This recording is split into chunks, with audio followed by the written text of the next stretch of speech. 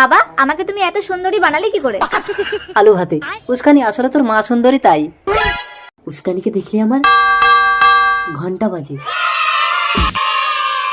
দেখেছো বাবা, সবাই আমাকে দেখলে ফ্যাল ফ্যাল করে তাকিয়ে থাকে, আমি কাউকে পাত্তাই দিই না। কাকু, আমি জলাশয় এই গ্রামের বাচ্চাদের ফ্রিতে পড়াই। আলু হাতে, আমি তো উস্কানির জন্য তোমার মতোই একটা সৎ শিক্ষিত ছেলে খুঁজছিলাম বাবা জলাশয়। বাবা তুমি কি পাগল হয়ে গেছো? আমার মতো বিশ্ব সুন্দরী এই গায়ে ভূতটাকে বিয়ে করবে?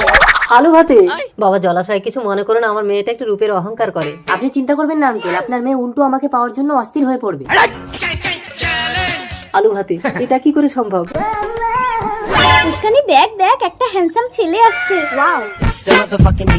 মা আমি ওর দিকে দেখবো না, ও আমার দিকে দেখবে। মা দেখো তো হ্যান্ডসাম ছেলেটা আসছে। হ্যাঁ আসছে, দেখছে আমার দিকে দেখছে।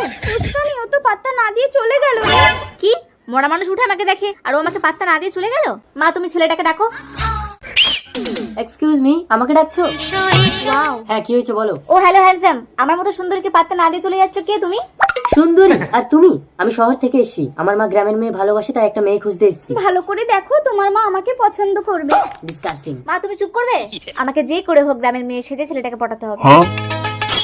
আলু হাতে, আমি কি দেখছি উস্কানি মাত্র শর্ট ড্রেস ছেড়ে শাড়ি পরে জ্বালাতে যাচ্ছিস? দেখো মেয়েকে দেখে শেখো, এত বয়স হয়েছে তুমি তো এখনো শর্ট ড্রেস ছাড়লে না।